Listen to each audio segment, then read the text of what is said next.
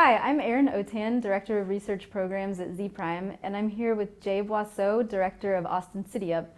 And today we're here at the Texas Smart City Summit in Austin, Texas. Thank you for being with us here. Happy to be here. Thanks for coming.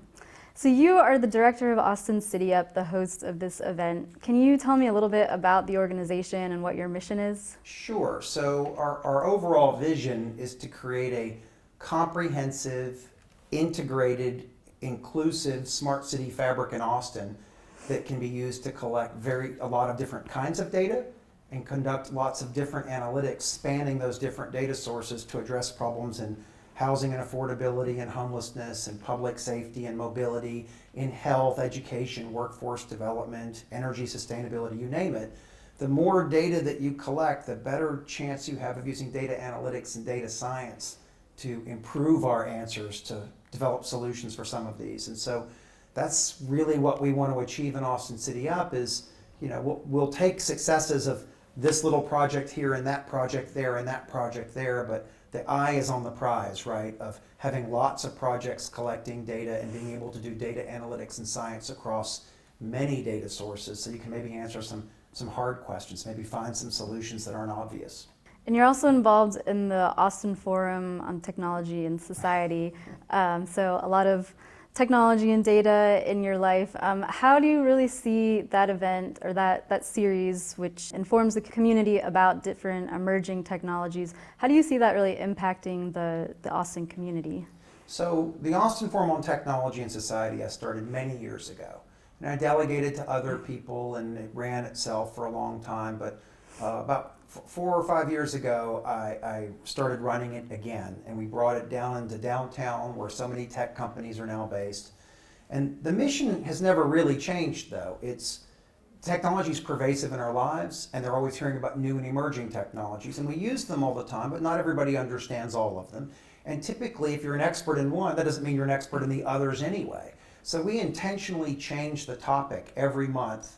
It'd be like going to South by Southwest Interactive and going to a bunch of different sessions adjacent to each other. We just do it on a month basis. We change the topic every month so that everybody can learn about different technologies, whether they're expert in one or more, they can come and learn about others and sort of tech adjacent areas, right? So maybe you're an AI expert, but you want to learn about blockchain and IoT and drones and clean energy and things like that.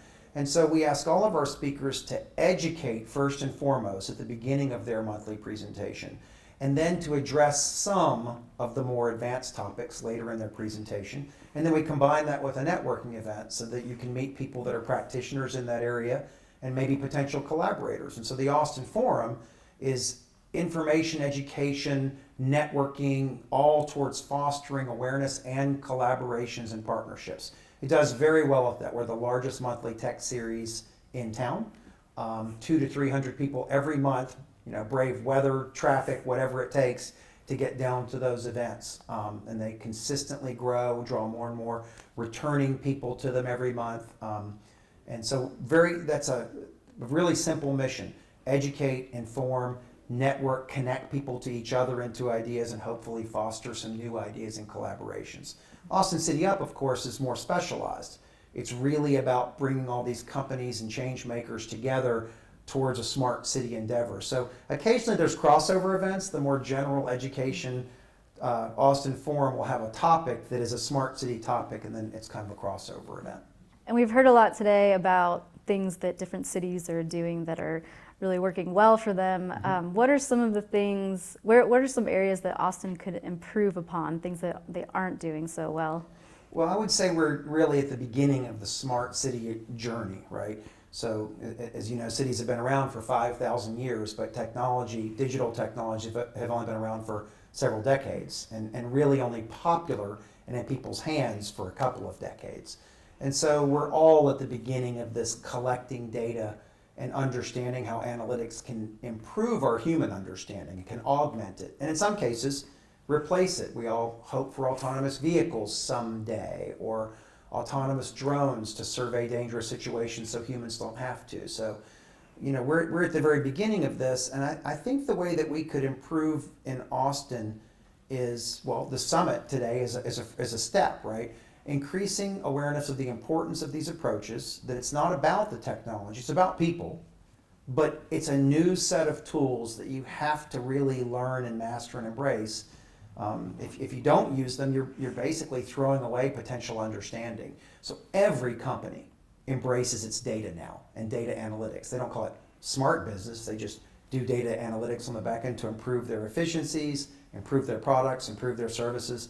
It's time for cities to do the same thing, and they've got a much harder road to hoe, right? Because they have to support not just their customers, but everybody. Cities are inclusive by design, and the problems are vast in scope and scale and complexity. How does affordability tie into mobility, and how does that tie into general health, and how much does stress levels from being in traffic for more hours a day, how does that affect overall health? And so cities, it's a challenging problem, and what we see today at the summit is that all 4 of the big cities in Texas that have over 1 million people all have smart city initiatives of some type. Some are farther along than others. All of them recognize it's going to take a partnership approach to do it. The complexities are vast. The technology landscape alone is vast, but the problem nature is vast too. So it's going to take city experts and technology experts and community experts and communications experts all working together to try to solve some of these problems. And I think what Austin can do better is build on the momentum from today.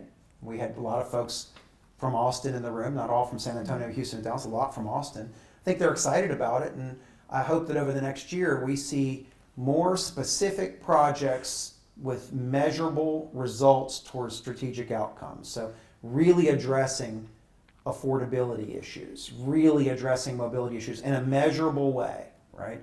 And of course, we're always fighting an uphill battle on the mobility because 160 people move to Austin every day, right? And most of them bring a car with them. But there are still things that you can do to measure your impact. And I think that the next year it'll be interesting to watch us identify specific problems and identify metrics to gauge whether we're collecting the right data, analyzing it the right way, and making a difference. Yeah, it's been really encouraging to me to hear all of those CIOs talk about how much of the focus needs to be on the people in the community. Well, that's a wonderful thing about cities, right? I mean, we all love capitalism because it drives innovation and builds better products and whatnot, but cities are there to take care of everybody in their border. Not just the rich, not just the famous, not just one class or one kind of person. Their mandate is to take care of everybody. It is people first. And so one of the challenges in explaining smart cities is people say, oh, it's not about technology, it's about people. Cities are about people. Smart cities is a technology approach meant to benefit people. And so you do have to understand the technology and use it, but it is to benefit people and to benefit all people. So just early days, but the buzz in the summit is so exciting. It's so much energy in the room that I'm optimistic. Yes, and on that note, what excites you most about a smart city? Is there one technology or one area of a smart city what are you most excited about? That's a good question. My technology expertise over most of my career was in high performance computing. You don't hear that mentioned much in smart cities. You hear a lot more about IoT. And I'm super excited about that because whereas a company typically collects data from its customers, from its suppliers, from its, about marketing, et cetera, so they're just trying to figure out how to use it better. Cities are not even great yet at collecting the data. We don't have fully instrumented roads and buildings. We are starting to instrument power grids, maybe not so much water supplies, at least at a fine grain level. We don't have atmospheric quality sensors scattered all around the city. So it is, first, to do any data science and analytics to improve human outcomes, you have to collect data and do the analytics. And I think that means the part that I'm most excited about, therefore, is seeing IoT, the Internet of Things, really become pervasive at city scale. Seeing cities take advantage of these ever cheaper sensors and fully instrumenting their infrastructure. And they have to worry about privacy issues as well. But if you can fully instrument your city, you can collect data to understand when the environment is healthy, when it's sustainable, when it's safe. And you can do more studies on this to figure out how to improve things and what changes can you make for a reasonable investment that will have a big outcome. So I'm probably most excited about just instrumenting the cities so that we can start the journey. The real value though comes not in the data itself, but in the understanding you get from it. And so that will get back more to things that are in my wheelhouse, high performance computing and artificial intelligence and things like that. So now you've got this data. What does it mean, and how can you use it to improve an outcome? So I guess the summary, I answered in a long way. I'm most excited about instrumenting everything first, and that will be exciting because now we'll suddenly have a much richer urban data about our environments. And then I get to use more of my historical expertise and day job expertise and apply it to that data.